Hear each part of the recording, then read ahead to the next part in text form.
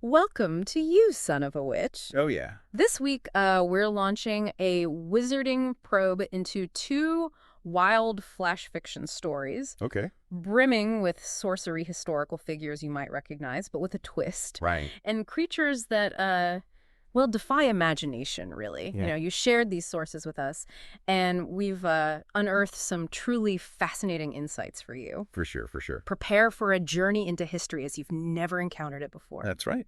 We're going to be looking at how these imaginative tales take historical settings and then they layer in elements of the fantastical. Yeah. It's a great opportunity to consider the what-ifs and perhaps see familiar figures and events in a new light, especially in the context of the material you've been exploring. First, on our wizarding probe, we're heading back to ancient Rome. Okay. But hold on to your togas, because this isn't your average history lesson. Right. In the flash fiction story, Wolf of Rome, Julius Caesar is far more than just a renowned general and politician. Interesting. Your sources depict him as a secret Druid warrior. Wow. It's a compelling idea to consider that his ambition, which history certainly attests to, Yeah. might have been fueled by ancient magic, leading him into conflict with both the Roman Senate and the Celtic tribes. What strikes me as particularly interesting, given the historical accounts of Caesar's almost legendary success, is how this story posits a magical underpinning to his uncanny luck.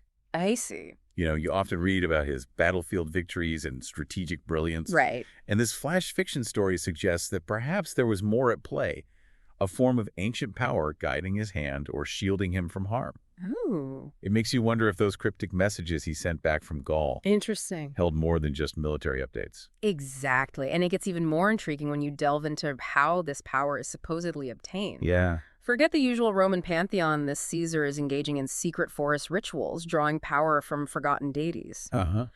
Your sources describe a branding ritual, a pact made with an ancient crone. Oh, wow. What stood out to you about this exchange of power and knowledge? The pact with the crone seems to be a pivotal moment. Yeah. It's not just about gaining knowledge of nature's secrets and Rome's weaknesses, as the story suggests, Right. but also this intertwining of his destiny with the Gallic warrior Vercingetorix. Yeah. This immediately creates a compelling dramatic tension. Right. Was this knowledge a gift or a burden? That's a good question. Did understanding his connection to Vercingetorix empower him or set him on a predetermined path of conflict? And Vercingetorix, Yeah. he's not just another rebellious leader in this narrative. Interesting. The story implies a deeper, almost fated connection between them, sparked by this ancient magic. I see. It reframes their conflict not just as Roman ambition versus Gallic resistance, Right. but as a clash of different magical traditions, or perhaps even two sides of the same ancient coin. That's a crucial point to consider in light of your sources. Okay. This interpretation elevates the Gallic campaign beyond a mere military conquest. The flash fiction story explicitly calls it a proving ground, where legionnaire steel clashes with raw primal magic. Oh, wow. It's a vivid image, isn't it? Yeah. Steel representing Roman order and pragmatism, juxtaposed with a wilder, more elemental form of power wielded by Vercingetorix. Yeah. Perhaps mirroring the clash of cultures themselves. And how do the powers that be in Rome react to their increasingly powerful and perhaps increasingly strange general in Gaul? Good question. Your sources hint at an uneasy reaction to these cryptic messages and unsettling prophecies Caesar sends back. It's almost as if they sense something beyond conventional warfare at play. This unease in Rome adds a layer of dramatic irony, doesn't it? Yeah. They attribute his increasingly bold actions and pronouncements to ambition, Right. perhaps even a touch of madness, Oh. never suspecting the magical forces the story suggests are at work. Wow. This misinterpretation likely fuels their opposition and ultimately contributes to the circumstances leading to his crossing the Rubicon. In this context, that act isn't just political defiance. It could be seen as the inevitable consequence of his magical destiny unfolding. And the victory at Pharsalus, that decisive moment in Roman history, Yeah. in Wolf of Rome, it takes on a whole new dimension. Interesting. It's not just a political or military triumph, but almost a magical culmination. I see. The story implies that Caesar's ambition stretches far beyond simply ruling the Republic, Yeah. hinting at a world reshaped by his druidic power. Mhm. What are your thoughts on the scope of this ambition as presented in your sources? The idea of Caesar's ambition extending beyond the traditional boundaries of Roman power aligns with the theme of the story, Okay. that ancient magic could fundamentally alter the course of history. Yeah. If his power was indeed derived from these forgotten deities, his goals might have been far more transformative, perhaps Right. even aiming to reintegrate a lost magical world with the burgeoning Roman Empire. Oh, wow. It certainly offers a provocative what-if to consider as you examine your other historical sources. All right, now prepare for a leap forward in time to the opulent court of Louis XIV. Okay. In the flash fiction story, The King's Elixir. Right. Forget the battlefield here. The struggle is against mortality itself. Interesting. The Sun King, at the height of his power and extravagance in Versailles, becomes obsessed with the one thing his wealth and authority can't conquer: death. Versailles, that ultimate symbol of human ambition and artistry, Yeah. becomes the backdrop for a very personal and timeless fear. Yeah. The story introduces Nicholas Flamel, a thief steeped in alchemical legend, as the key to Louis's desperate desire for eternal life. Right. What stood out to you about the initial interactions between these two vastly different figures?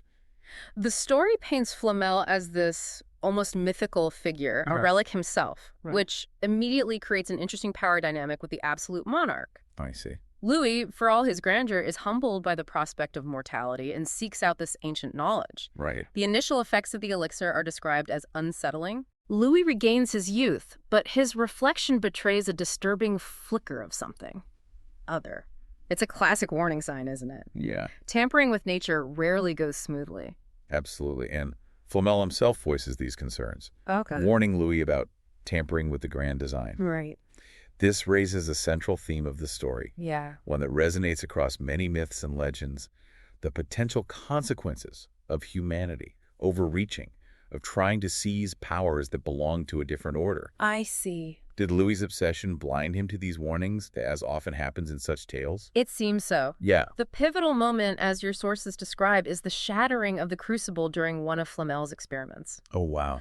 This act unleashes something terrible upon Versailles: What was it? a clawed hand and a hulking shadow. Oh, my goodness. It's a stark contrast to the refined elegance of the court, isn't it? Indeed, the carefully constructed Order of Versailles is shattered by this intrusion from another realm. The emergence of this monstrous threat underscores the unpredictable and potentially dangerous nature of the forces they were trying to manipulate. It's a visual representation of the disruption caused by their ambition. We then see Louis the all-powerful Sun King forced into a desperate flight through his own palace. Wow. The imagery of palace guards being swatted aside highlights the utter futility of earthly power against such an otherworldly foe. I see. Flamel's despairing cry, "You fool, you've doomed us all," really emphasizes the magnitude of their mistake. In this moment of extreme crisis, Louis, stripped of his royal authority, is forced to rely on his wits. Right. His decision to confront the creature in the Hall of Mirrors, Uh-huh. remembering Flamel's warnings about balance, is a fascinating turning point. Yeah. What do you make of his seemingly intuitive understanding of how to combat this threat? It's almost as if the opulence he so cherished inadvertently provides the key to salvation. The shattering of the mirrors, creating a chaotic barrage of light and fractured images, disorients and repels the creature. Interesting. It's a clever idea, suggesting that even vanity might have an unexpected purpose. Yeah. And Flamel's last-minute incantation seals the rift, at least for now. The ending is deliberately ambiguous, though, isn't it? Yeah. The portal is closed, but the chilling realization remains that the threat might not be entirely vanquished. Right. Louis's pursuit of immortality has not only failed, but has also exposed his kingdom to unknown dangers. It leaves you with a sense of lingering unease, a question mark, hanging over the seemingly secure world of Versailles. So having taken this wizarding probe into these two captivating flash fiction stories, what are the key insights for you? In Wolf of Rome, you've encountered a familiar historical figure imbued with a secret ancient power. Yeah. This really prompts you to consider if our understanding of history might be incomplete, perhaps missing these hidden layers of magical influence shaping events. Right. How might our perception of figures like Caesar shift if we entertain the possibility of such unseen forces driving their ambition and actions? Wow. The idea of a leader's goals being intertwined with primal magic and a destined rival certainly provides a thought-provoking twist on well-known historical narratives. It encourages a more imaginative engagement with the past. Okay. Instead of viewing historical events through a purely political or military lens, Yeah. this story invites you to consider the potential role of the mystical in the unknown. Right. It raises questions about the nature of power itself. Was it always visible and tangible, Or could there be more subtle, even supernatural forces at play? Then with the King's Elixir, you've witnessed a classic cautionary tale set against the backdrop of absolute power and extravagance. Right. The relentless pursuit of immortality leads not to the desired outcome, but to a terrifying encounter with the unknown, Yeah. highlighting the inherent risks of unchecked ambition and the often unforeseen consequences of meddling with forces beyond our comprehension. The image of the magnificent Versailles becoming a stage for otherworldly terror leaves a lasting impression about the fragility that can lie beneath even the most formidable empires. This narrative serves as a potent reminder of the delicate balance of the natural world Right. and the potential repercussions of trying to disrupt that balance. Yeah. The story suggests that some boundaries are best left uncrossed, Uh-huh. and that the pursuit of personal gain, even by those in positions of immense power, can have unintended and potentially catastrophic consequences for everyone. These flash fiction stories, while concise, offer compelling what-if scenarios, skillfully blending historical settings with fantastical elements. For sure. We trust this wizarding probe has ignited your imagination and provided some surprising perspectives on figures and periods you might already be familiar with. They certainly demonstrate the enduring appeal of reinterpreting history through a magical lens, Yeah. allowing us to explore timeless themes of ambition, power, and the unknown in fresh and engaging ways. Here's a final thought for you to consider. Okay. If historical figures we know, Mm-hmm. individuals who shaped the course of nations, secretly wielded extraordinary powers, or desperately sought forbidden knowledge, how would that fundamentally alter our understanding of their legacies and the pivotal moments they influenced? Wow. Perhaps the stories we tell ourselves about the past are merely the surface of a much deeper, more magical reality.